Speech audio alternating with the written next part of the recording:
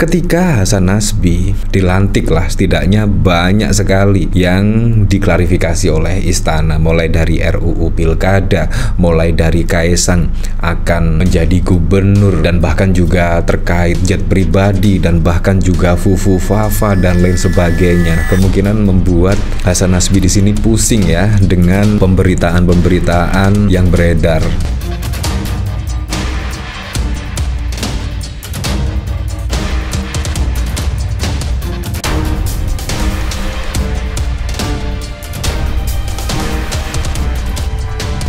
Di sini Hasan Nasbi tepat ya 1 bulan, yaitu setelah dilantik pada tanggal 19 Agustus yang lalu.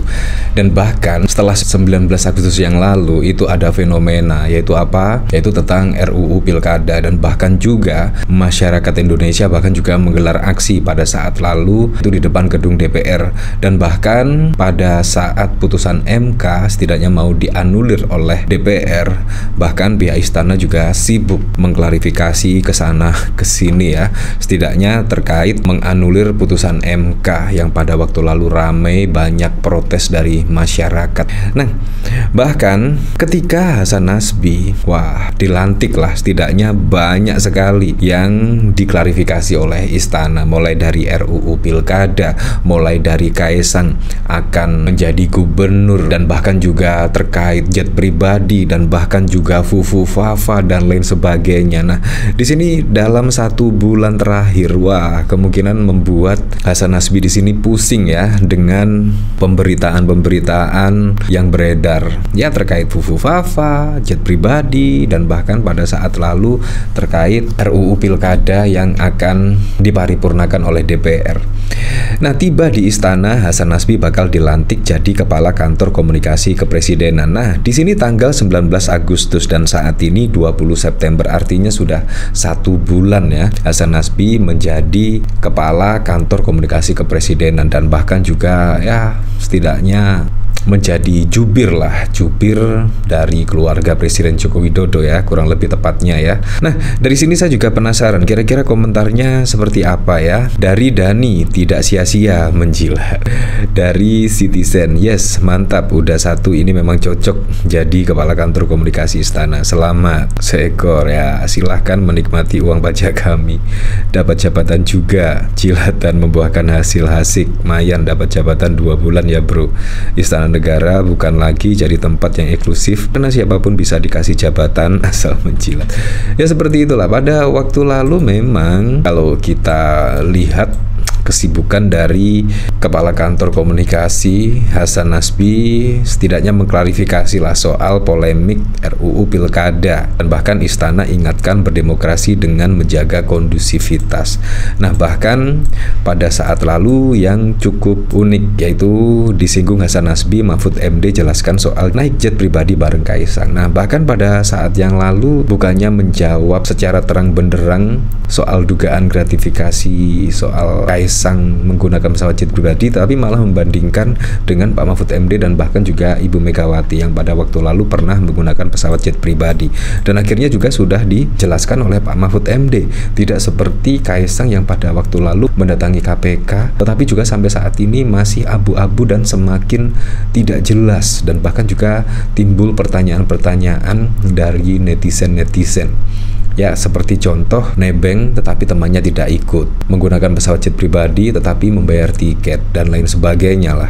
Itu juga menimbulkan pertanyaan. Dan bahkan yang cukup mengejutkan pada saat lalu terkait akun Fufu Fafa. Bahkan anak buah Jokowi bongkar modus mengejutkan. Nah, ini saya juga penasaran ya, kira-kira apa ya yang membuat anak buah Jokowi membongkar modus ini, saya juga penasaran. Nah, Kepala Kantor Komunikasi Hasan Nasbi mengkritik tuduhan yang mengkaitkan Gibran dengan akun anonim Fufu Fafa. Hasan Nasbi mengatakan bahwa ada upaya untuk mengangkat kembali peristiwa di masa lalu dan mengkaitkannya dengan Gibran melalui tuduhan terkait akun anonim Fufu Fafa, mengungkit masa lalu, kemudian seolah-olah ini kan yang dimaksud untuk mengangkat ini supaya Fufu Fafa itu dituduhkan adalah Gibran, ujar Hasan Nasbi pada 19 September. Dikatakan Hasan, tuduhan ini dilakukan dengan tujuan memecah hubungan antara Gibran dan Prabowo. tapi dituduhkan ke Gibran dengan harapan pecah kongsi Gibran dengan Pak Prabowo. Yang menyebut bahwa tuduhan itu dirancang untuk menciptakan jarak di antara keduanya dan menimbulkan konflik. Padahal hampir semua orang di Republik ini sudah nggak peduli siapa itu Fufafa sebenarnya, dan saya juga nggak mau tahu itu cetusnya. Hasan dengan tegas menyatakan bahwa Prabowo Subianto tidak akan terpengaruh oleh cara-cara manipulatif seperti ini. Prabowo adalah sosok yang memiliki prinsip, tidak mudah dipengaruhi dengan strategi semacam ini. Prabowo itu tidak bisa berpengaruh dengan cara begitu, ucapnya. Hasan mengakui bahwa selama periode 2024, 2014, 2019 mungkin ada pernyataannya sendiri yang juga berisi kritis terhadap Prabowo. Menurut Hasan, pernyataan-pernyataan yang dibuat oleh akun Fufafa tidak begitu penting dan tidak signifikan bagi Prabowo. Ya, jadi seperti itulah. Nah, tapi memang sangat mengejutkan sekali ya ketika Hasan Nasbi dilantik sebagai kepala kantor komunikasi di istana, tetapi tiba-tiba dibarengi dengan polemik yang cukup wow sekali ya, mulai dari putusan MK yang setidaknya akan dianulir oleh DPR, dan bahkan juga ada pesawat jet pribadi, tiba-tiba ada Fufafa dan lain sebagainya. Nah, kemungkinan membuat Hasan Nasbi bisa-bisa menyesal ya, kenapa baru dilantik langsung banyak klarifikasi yang ditujukan ke istana. Nah, dari sini bahkan masih trending topik di Twitter ya. Setidaknya maling teriak maling. Wah, ini juga apa ya? Dari Zen, kata gue mah Kaisang aja ke KPK langsung mengenai private jetnya. Itu kok maling teriak maling. Ya, seperti itulah. Nah, bahkan dari sini ada Bambang Pacul, cari bibit pesepak bola terbaik Jawa Tengah untuk dikirim ke Portugal. Dan masih banyak lagi. Saat lalu juga yang rame terkait 6 juta data NPWP bocor dan diperjualbelikan. Bahkan Presiden Joko Widodo menyebut keteledoran paspor. Nah, ini pasti juga akan diklarifikasi oleh Hasan Nasbi. Kira-kira seperti apa pernyataan dari Presiden Joko Widodo? Maksudnya apa kira-kira? Yaitu Jokowi salahkan keteledoran paspor. Juga besok pasti akan ada klarifikasi dari Hasan Nasbi ya, pastinya ya. Nah, dari sini saya juga penasaran kira-kira komentar-komentarnya seperti apa ya. Dari Yanti, dia sedang melindungi Menkominfo gantian. Iya, menjadi jubir dari Budi Ari ya, setidaknya ya gantian lah. Masih membantah, DJP bantah adanya kebocoran data NPWP. Dari Gawer, kali ini Mulyono nggak kaget dan juga heran kenapa. Nggak ngerti dia gaptep apa bego. Semua gara-gara gorong-gorong. Kebanyakan nonton film dan ngomong sesuatu yang tidak difahami. Indonesia darurat kepemimpinan.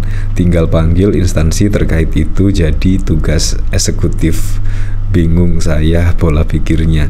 Ya, seperti itulah. Memang sangat mengejutkan sekali ya, tiba-tiba tidaknya Budi Ari diancam oleh hacker, kalau tidak mundur akan diungkap tidaknya jejak digital masa lalunya. Dan bahkan saat ini Budi Ari juga tidak kelihatan ya, entah di mana, dan akhirnya Presiden Joko Widodo menjadi jubir dari Kemenkominfo. Ini sungguh lucu sekali ya. Ya, tapi saya berharaplah pada pilkada serentak besok bisa berjalan dengan aman, berjalan dengan lancar, dan yang paling penting berjalan dengan transparan, jujur, dan juga adil. Dan yang paling penting, pilihlah pemimpin dilihat dari track recordnya, dilihat dari rekam jejaknya, dan yang paling penting lagi yaitu dilihat dari program-program dan juga kebijakan-kebijakan yang akan diambil ketika menjabat sebagai calon pemimpin daerah. Menurut saya itu yang paling penting.